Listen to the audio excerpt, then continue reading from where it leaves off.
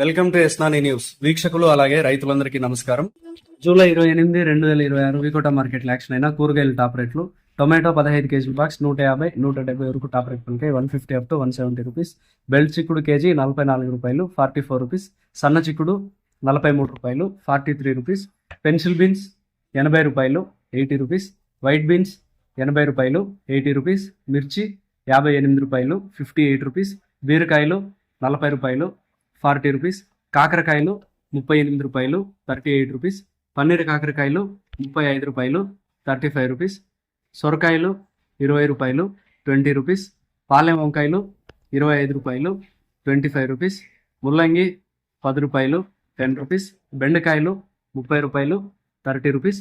Carrot 40 రూపాయలు, 40 rupees.